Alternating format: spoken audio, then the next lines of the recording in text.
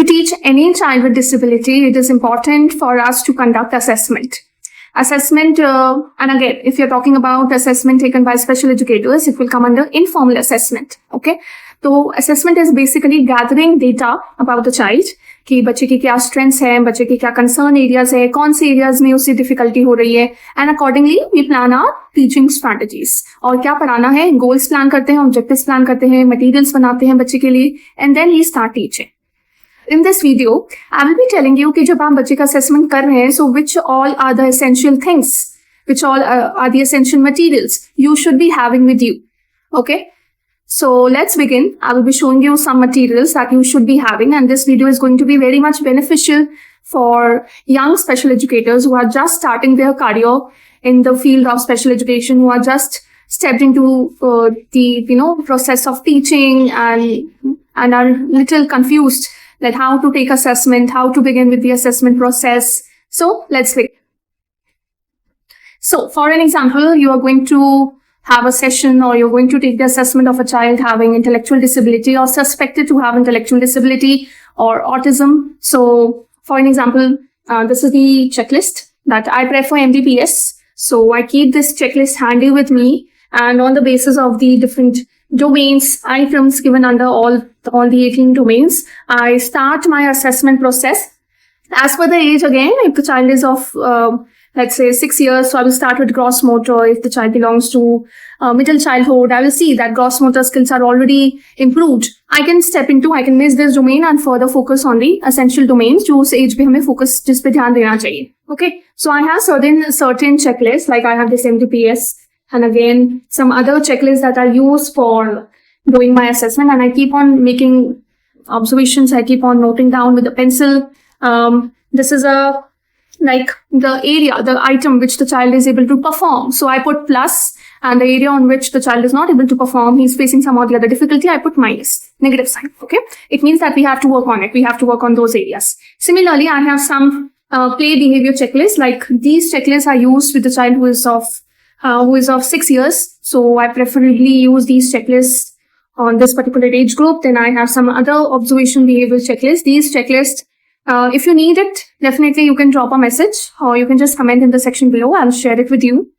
Some other checklists, and then I also keep some A4 size blank sheets ready with me to note down any other emotional, social areas, or any of my observations that I feel is important for me to know, and important, to inform, which is important for me and the child, so that I can incorporate that in my IPs and in my further plans. Okay, lesson plans. Next items that is always there in my assessment kit, and which is very much important and beneficial, is these picture cards. I have made these picture cards of all the categories like fruits, vegetables, emotions, shapes, animals, birds, different kind of danger objects that children should not touch, festivals, seasons, types of clothes. So I have these handy with me, and this is really effective and useful in my assessment. And also, when after assessment I teach, I have to work on the goals. I definitely use these picture cards. I have not bought these picture cards from somewhere. I have made these. I got this plain cards of this particular size, which was already cut in this shape. I got it from Chandni Chowk. I don't remember the name of the shop. And then I got these pictures. There were fruit charts available. And then I just cut it. I have cut it and pasted on it. Okay, so let's begin. How do I use it? And during my assessment, as per the category, I keep on showing these picture cards to the child, and I keep on asking certain questions. Like, what can you see? What's the taste? What is the color of this fruit? Do you like this fruit? And similarly for all the other categories.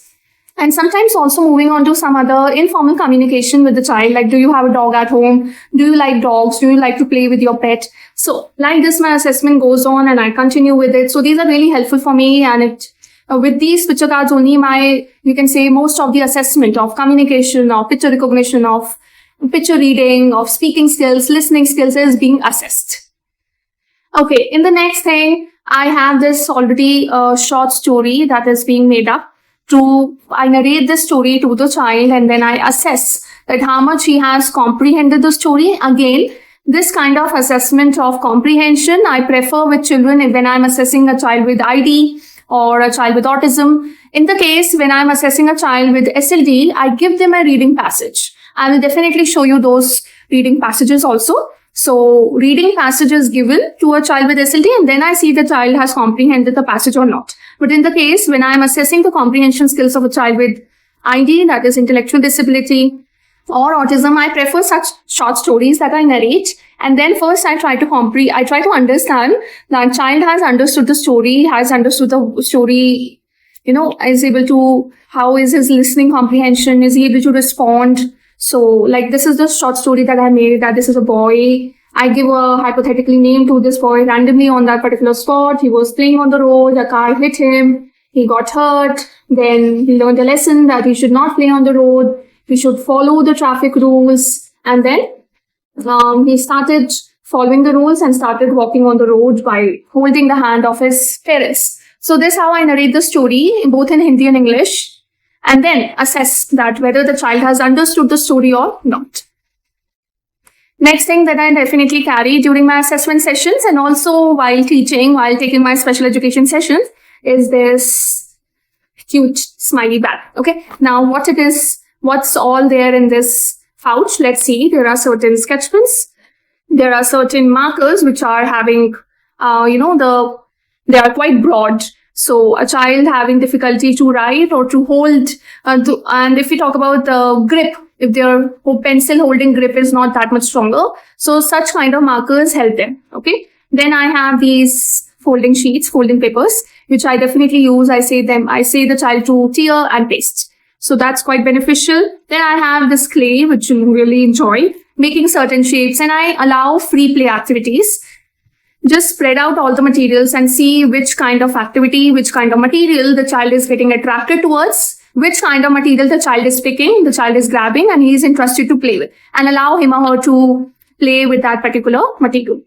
Then some highlighters, which is really helpful and helps me when I'm doing some writing activities. How this highlighter helps me and also help the child in understanding letter formation. Definitely I will post a video on it also. Then certain I have also, yes, a Fevikwik, which helps. I put the Fevikwik on the sheet, on any particular shape, on animal or any kind of object drawn on the sheet, and I say the child to pick his favorite color, tear the sheet and paste. Then some sticky notes, which helps us to label, and I encourage the child also to label their favorite items, their favorite colors, and I also do after the child is completed with the task. Okay. Okay, next. These cards, which I'm going to show you, this I have not made, I have bought it. And from where I bought, I think I bought it from Amazon only. If I will find the link, I will definitely share in the description. So these are number cards, and also it is having pictures. Okay, so these are number cards plus the picture cards of fruits. Okay, so let me show you. You can see two numbers are there on one picture card. I usually use these picture cards when children are able to memorize the numbers. They become aware about the counting. Otherwise, I prefer using such number cards when I'm starting with teaching, with the number concept. 1 second, just a minute. Yes. Okay, yes, here it is. In the beginning, when I'm starting and when I'm taking the assessment, and when I even start teaching number concepts, I prefer such number cards, which means that one number on one card. Okay. And these kind of number cards, which I've shown you just before this I prefer when the child is aware, when he has learned the number concept, when he knows counting very well, then I prefer this. Then it becomes easy. But in the beginning, I don't prefer such because it is important to show one number, one picture at a time for the assessment to understand if the child knows the number concept or not. Okay. So I have such number cards with me and I prefer this, and there are objects also. Like if this is number 2, there are 2 objects. Then several questions comes up. What is this? Which object is this? Which colors can you see? So this is how the communication process goes on. Then I have these alphabet cards also, letter cards with me, and also the picture associated with it. Along with these, I encourage phonic assessment also, phonemic awareness assessment, to find out the child knows the sound and the letter and blending of it. Okay. Is he able to recognize the letter and the sound? Okay. Then similarly, there are till Z, I have these alphabet letter cards. Okay. Then certain, I have again some vegetable cards along with the picture, along with their words. Okay. So you can see this. So they are quite effective. They are quite helpful for me. It helps me in taking assessment and also during my teaching sessions. If I will find the link, I will definitely post it in the description below. Then again, these are little small, so I don't use them much. But whenever I feel like, yes, it's for, introducing any games, then I can prefer this. These are color cards, basically. I understand these are small. That's why I avoid using such small cards with the child. But sometimes these are basically color cards. Okay. So teaching color concepts, then finding the colors. Okay. Look at this color. Yes. Like for an example, playing a game. And there are also shapes. Okay.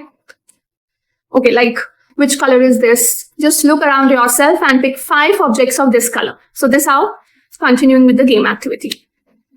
Okay, so the next thing that I have in my assessment kit, and I also carry during my special education sessions, वैसे तो you will see that many of the items are required in assessment also, and also it is helpful in our special education sessions. Okay, so the next item is this notebook. This is basically 4-in-1 notebook. You can see it has the pages for Hindi, the pages for maths, and also for English.